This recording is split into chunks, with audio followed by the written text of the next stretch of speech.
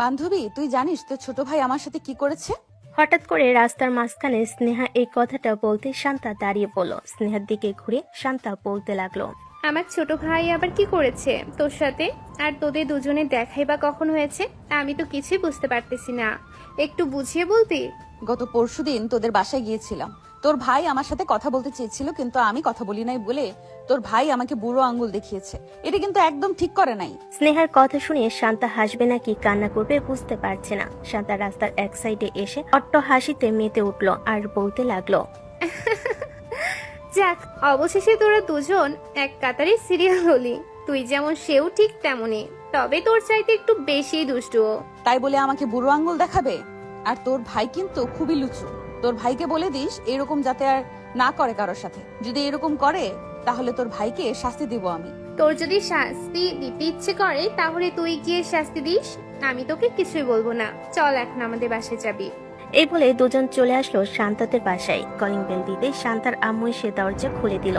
দরজা খুলতেই দুজন বাড়ির ভিতরে প্রবেশ করে সোফায় গিয়ে বসে পড়ল। এমন সময় শান্তা তার আম্মুকে উদ্দেশ্য করে বলতে লাগলো, আম্মু, আশিক কোথায়? তাকে তো দেখতেছি না। তাকে একটু ডাক দাও তো, তোমার ছেলের নামে নালিশ এসেছে। আশিক আবার তোর কি করেছে? আর কে আমার ভোলাভালা ছেলের নামে নালিশ দিয়েছে? কি আবার দিবে? যার ইচ্ছে সে দিয়েছে। তোমার ছেলেকে তুমি ডাক দাও, আমি তোমার ছেলের সাথে পার্সোনাল ভাবে কথা বলবো আর জিজ্ঞেস করব কেন সে এরকম করেছে। আরে আন্টির কষ্ট করে ডাক দেওয়ার কি দরকার আছে? চল আমরা দুজন উপরে গিয়ে তার সাথে দেখা করে কথাবার্তা বলে আসি। ঠিক আছে, চল তাহলে যাও যাক। এই বলে শান্তার স্নেহা চলে আসলো উপরে। এসে দেখে আশিক রুমের ভিতরে একা একা শুয়ে আছে, কি যেন ফোনে ভিডিও দেখতেছে। তাই রুমের ভিতরে দুজন প্রবেশ করতে আশিক বলতে লাগলো, আপু, রুমের ভিতর প্রবেশ করতে হলে যে অনুমতি নিয়ে প্রবেশ করতে হয়, এটা তোমরা জানো না? নাকি তোমাদের একটুও কমন সেন্স নেই? এই পিচ্চি, তুই আমাদের কমন সেন্স শেখাচ্ছিস নাকি? হ্যাঁ, তোর রুমের ভেতর প্রবেশ করতে হলে অনুমতি নিয়ে প্রবেশ করতে হবে কেন রে? তুই তো এখনো পিচ্চি আছিস। আর তুই আমার বান্ধবীকে গতকালকে কি দেখিয়েছিস? আমি আবার তোমার বান্ধবীকে কি দেখালাম? তোমার বান্ধবী তো উল্টো, সে আমাকে নিজেই দেখিয়েছে। আমার সামনে এসে নিজের ঠোঁটে কামড়তে ধরে রাখে, তাহলে আমি আর কি করবো? আমিও দেখিয়ে দিলাম। স্নেহা, আশিক যেটা বলতেছে এটা ঠিক।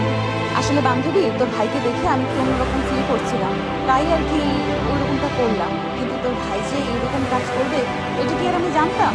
আমি না হয় বুঝলাম আমার ছোট একটা অপরাধের জন্য সে আমাকে হয়তো কিছু বলতে পারে, কিন্তু বুড়ো আঙুল দেখালো, এটা একদম ঠিক করলো না। আশিক, তুই স্নেহাকে বুড়ো আঙ্গুল দেখিয়েছিস কেন? স্নেহা স্নেহা তোর কত বড় তুই জানিস? আর তুই কিনা তাকে বুড়ো আঙ্গুল দেখিয়েছিস? শুধু আমাকে বলতেছে? তোমার বান্ধবী যে আমার কাছে কিস করেছে, এটার জন্য কিছু বলবো না? আগে এটার জন্য তুমি তোমার বান্ধবীকে বিচার করো, এরপর আমি বলবো কেন বউ আঙুল দেখিয়েছি। স্নেহা, আস্তে আস্তে দেখতেছিস সত্যি কথা বের হচ্ছে। তুই কিন্তু খুব ফাজিল হয়ে গেছিস। তুই আমার ছোট ভাইয়ের সাথে এরকম করতে পারিস না। সে এখনো ছোট, আশা করি তুই বুঝতে পারতেছিস। হ্যাঁ, বুঝতে পারছি, কিন্তু তোর ভাইকেই যে আমার লাগবে।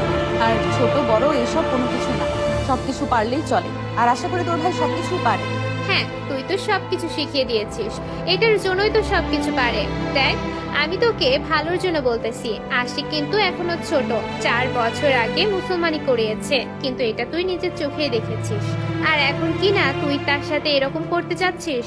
হ্যাঁ, এইরকম করতে চাচ্ছি। এখন তুই তোর রুমে যা, আমি তোর ভাইয়ের সাথে কিছুক্ষণ কথা বলবো। আমি রুমে যাব না। আমি রুমে গেলে তুই আমার ভাইকে কি করবি আল্লাহ জানে। তুই যে রাক্ষস, তোকে একা ছাড়লে তুই কি করতে পারিস এটা খুব ভালো করেই জানা আছে। এই বলে শান্তা ওইখান থেকে স্নেহাকে টানতে টানতে নিয়ে চলে আসলো তার রুমে। এদিকে আশিক বিছানায় শুয়ে আছে আর মনে মনে বলতেছে, কত বড় রাক্ষস আপুর সামনে বলতেছে যে আমার সাথে ইটিস পিটিস করবে। তার সাহস দেখে বাঁচি না। গতকালকে যেটা করেছে সেটার জন্য আমি চিন্তিত। আবার কখন কি করে বসে কে জানে। আশিক এইসব কথাবার্তা বলতেছে মনে মনে। অন্যদিকে শান্তা স্নেহাকে উদ্দেশ্য করে বলতে লাগলো, স্নেহা, চুপচাপ এখানে বসে থাকবি। আমি যেন তোকে না দেখি